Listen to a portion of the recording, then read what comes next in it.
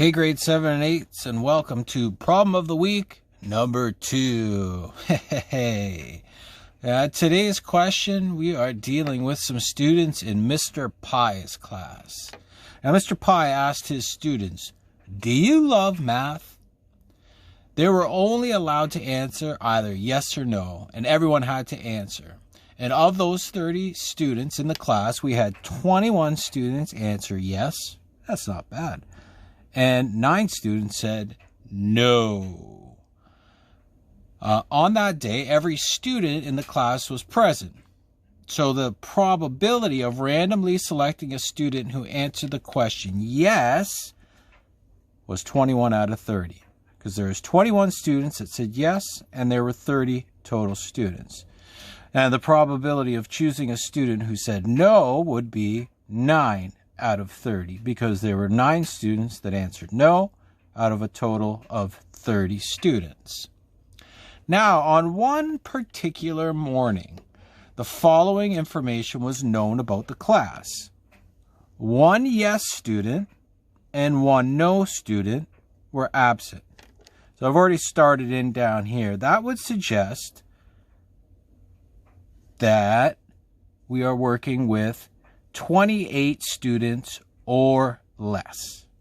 All right, because we're missing 1 yes and 1 no. So right away, we are down from 32 students.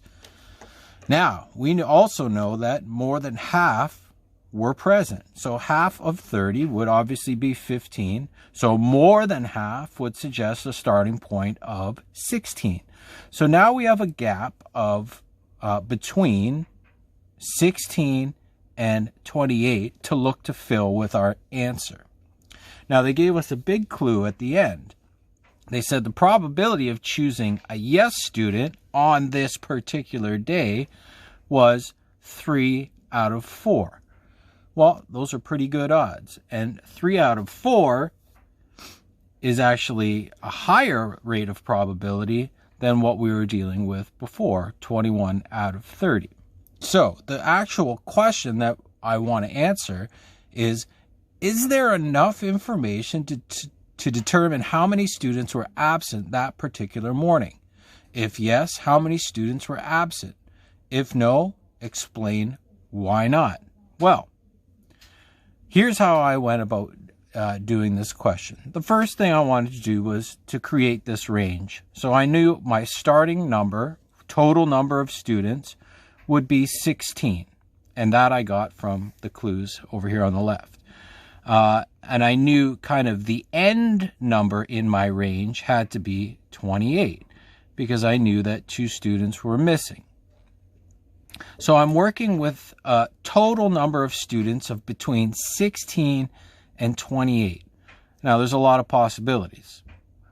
So I'm going to have to do some work to figure out if there is a specific answer to this question. Well, what I wanted to do was use this. Now, 3/4 is a huge clue. Probability of choosing a yes student was 3 out of 4. Now, that gives me a fraction to kind of start working with. And like I said earlier, we had a big clue.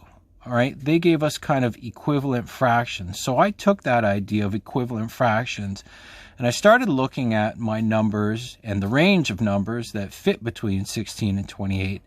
And I started thinking, well, can I take any of those numbers and split it equally into quarters? And what I came to find is that there were only certain numbers that, yes, I could.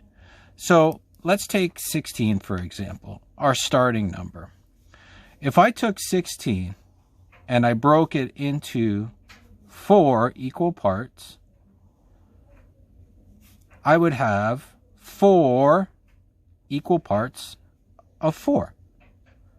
So I definitely could take the number 16 and apply it to the fraction of 3/4.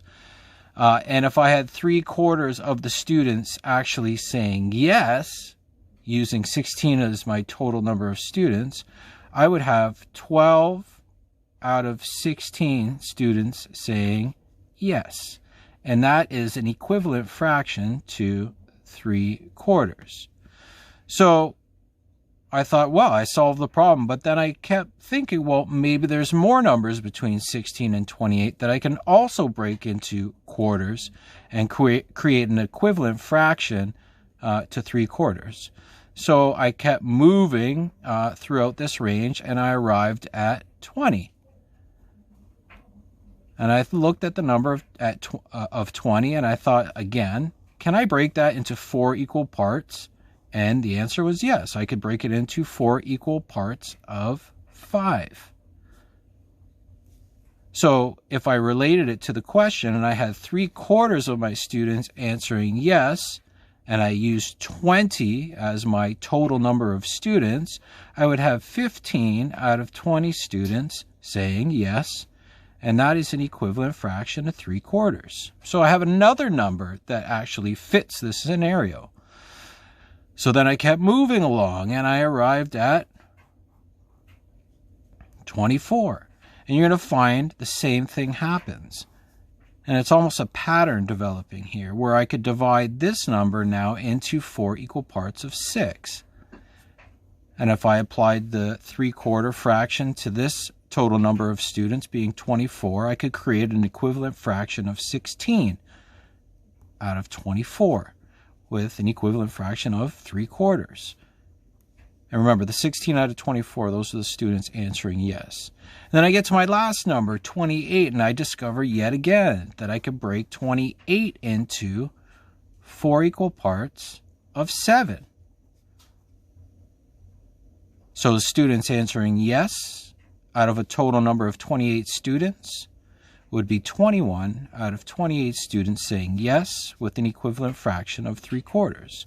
So in the question, when they ask us, can I answer this information and provide how many students were absent that day?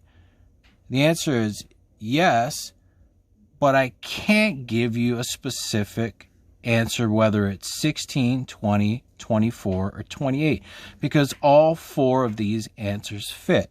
So there's not one right answer. There's actually 4 right answers. If I took 16, there'd be 14 students away that day. If I took 20, there'd be 10 students away that day. If I used 24, there'd be 6 students away that day. And if I used 28, there'd be 2 students away that day. So I hope that made sense to you. And I hope I explained it well enough for you to take and look at your own question and determine whether you're on the right track and if you got it correct. And again, if you ever have any questions, make sure you put a post in Google Classroom, and I look forward to our question next week. Thanks, guys.